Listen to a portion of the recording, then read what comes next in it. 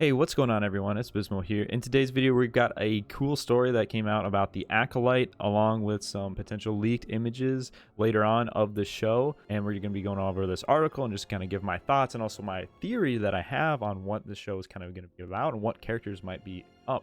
But basically, many of you have seen this, but Disney Plus Star Wars The Acolyte will have record-breaking Jedi cast, so supposedly a ton of Jedi. One thing that makes the upcoming series so unique, aside from being set during the High Republic prior to the prequel trilogy, is that it's mostly told from the point of view of the Sith. Now, this is super exciting, as if this is just before the prequel trilogy, there's a book called Darth Plagueis, and that takes place kind of in this time period, and we get to see that point of view from the Sith, and that's kind of like one of the few stories we get of that perspective from the Sith. There's also evidence that Darth Plagueis might actually show up due to his homeworld of Scipio reportedly being in the Acolyte, so there's a very good chance that we might actually be getting Darth Plagueis to some extent and seeing this Ego Damask holding and just this background stuff with the Sith going on, which I am all for. Now, if this is like a couple hundred years before that, maybe we could see Darth Plagueis, maybe we could see some of his masters, per se, or Darth Tenebris, or maybe even his master. I'm going to take a look at these leaked images in just a bit. I want to go through this article, but I'll make sure to let you guys know when we're looking at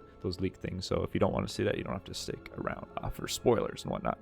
While stories in the franchise often shared from perspectives of Jedi this time, it'll be a little different. However, while the villains might be leads, fans shouldn't expect the show to skimp out, including Jedi in the product. Yeah, I would expect them to kind of go back and forth. For example, in the Darth Bane trilogy, although we follow Bane and his apprentice, we do sometimes follow chapters and stories from Jedi counterparts, and that's kind of how a story should be. We get the bad guy perspective of the good guy, even if the good guys or the bad guys in this case are the ones we should be rooting for or in charge per se. But the showrunner, Leslie Headland, spoke on this, and this is the earliest in the Star Wars timeline that they have ever been in live action. I would say the Acolyte stands out because it's the earliest in Star Wars timeline we have ever seen in live actions. We're towards the end of the High Republic leading into the prequels, George Lucas' prequels, so we're looking at a time period where the Jedi are at the height of their power. We're looking at a time period where there's peace throughout the galaxy, and it's very challenging to make Star Wars with no war in it.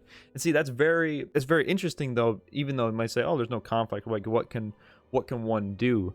But for example, in the Plagueis book and even in the Bane book, the Baneite Sith, the Sith from the past 1,000 years that lead to Palpatine eventually winning, taking over, they lurk in the shadows. They're all about deception and not strength in numbers. That's why the rule of 2 is created, because there shouldn't be that many Sith or that many dark side users. They want to be deceptive and making backwater deals with like the Hutts and other Trade Federation banking clans, Hago Damask Holdings, Darth Plagueis, just to be able to eventually line up for that takeover that Palpatine finally executes. So I'd be interested to see that, and would we maybe get Darth Plagueis, Hago Damask in live action? That could be very, very exciting, to say the least. To make it more unique, the story would be from the perspective of the bad guys or the villains of Star Wars. Though the question became, well, what should the show be about if it's not going about galactic conflict? And I think that's what makes the show different and interesting, is that it's from a perspective of the bad guys or the villains of Star Wars. These are people who are using the Force in their own way, dipping in the darker side of the Force, and doing it without being sanctioned by the larger institution, which is in this case is the Jedi. And I think Star Wars is always about some version of the underdog versus the institution. So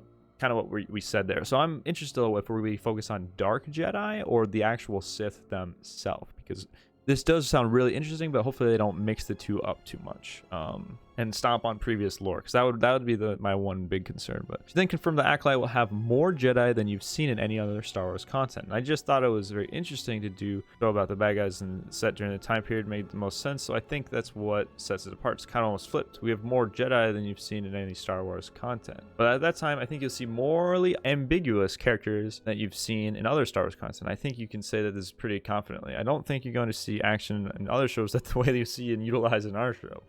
So that excites me. So there should be a lot of lightsaber combat and action. The only thing that concerns me again, though, and are these bad guys, are they going to be dark Jedi, dark Force users, fallen Jedi themselves, or the actual Sith, where we might be able to see characters like Darth Plagueis or Darth Tenebris show up? Darth Plagueis, the master of Darth Sidious Palpatine. But the thing is, like I said, they kind of focus on more deception then, so it's hard for the Sith to expose themselves and then not expose themselves for the prequels to happen canonically, because that was their whole thing, was being deceptive and not emerging. And that's why they were able to keep secret for 1,000 years, and how Palpatine was able to become the Supreme Chancellor while also being the Dark Lord of the Sith is Nobody knew. Nobody had any idea because they were so secretive and so deceptive. So I'm interested to see how they do that without stopping on lore, like the Darth Plagueis book or just the prequels in general. So they are in for a bit of a challenge. Will they be more dark Jedi in general or the Sith themselves? But at least 8 new Jedi actors are already confirmed to appear in the upcoming Star Wars series, most of which unnamed. They go on to list a bunch of actors, which include Lee Jung-jae from Squid Game, which I'm super pumped to see. He's a great actor. At least 2 new Jedi characters have names, including Johannes Sutomo's Wookiee Jedi Master Kalanaka. They have an image. So the actor who plays Chewbacca is playing the Wookiee Jedi. I love Wookiee Jedi, like from Bad Batch. Yeah, Gungi from the Bad Batch. She's a super fun character. Yeah, it seems like they'll be shifting kind of around between a lot of these different characters and whatnot, and maybe not as much I mean, sure, they'll have our leads in the dark side, but it seems like we'll be seeing a lot of different Jedi that we'll get to see their piece. So I'm excited for this show. I don't like what the showrunner kind of had said in the past, but let's take a look now at some of these leaked images that have been kind of leaked in the past, and also some set images. So spoiler warning if you don't want to see anything. But okay, so I just saw this on Twitter the other day. I'm not sure how long this will be up here. I think this may have been from the leaked trailer from Celebrations. I don't know for sure, but in this you can see depicted multiple Jedi robes. I mean, we see a yellow lightsaber, which is exciting. We don't really see many yellow lightsabers other than like the Jedi guards and Rey at the end of the movie. So it'd be nice to see that because it's more Old Republic-y, more High Republic-y to be able to see that. We see a Nemodian, and then also what looks to be another Force user that maybe is in the room trying to use Force on the Nemodian.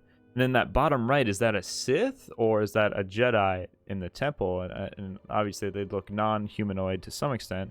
Yeah, not a whole lot you can tell from this, but I'm excited to see Nemodians because that's another thing of how this could relate and how they could bring in existing lore with Darth Plagueis and Darth Tenebris is Hago Damask, who is Darth Plagueis, right? He is the leader of Damask Holdings, which is basically one of the richest banks other than the Trade Federation in Star Wars. But they interact with the Trade Federation a lot kind of during this time period before the prequels to set up all these different, funds to be able to fund things like the Republic clone troopers, for example, on Kamino, or kind of, paying Hutts or having kind of agreements to be able to set themselves up to take over the Republic. Just a very long game type play. So with the appearance of Nemodians, maybe we do see some of that Trade, Federation and banking clan early members. I don't know if that exists during this time period yet, but the Nemodians and the Moon, which is Darth Plagueis' race, generally pretty, rich, kind of stingy people of the galaxy that pay for a lot of these operations, a lot of the more, investing projects, mining, ships, a lot of the infrastructure in Star Wars is paid by these groups. So we could see some kind of interaction between that, and maybe there could be a hint at the Sith in the background setting it up, and we could potentially see Darth Plagueis. This could be before his time. I wouldn't count on it. I just hope, again, they don't stomp on lore and they make sure to kind of differentiate it between, are we looking at Sith here or just some dark Jedi or fallen Jedi in this show? Either way, it should be exciting.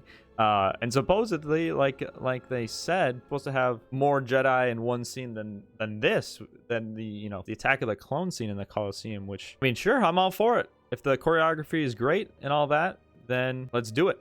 Yeah, thanks for watching the Bizmo Show every Thursday at 8 p.m. CST. This week, we're having our first guest on, Dustin from Stand Target, so make sure to go check that out Thursday, 8 p.m. CST, 9 Eastern. Thanks for watching. Make sure to drop a like, and let me know your guys' thoughts on this.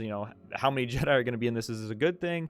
What are your concerns? What are you excited about? And just let me know overall takes. And yeah, I'll see you guys in the next one. Peace out.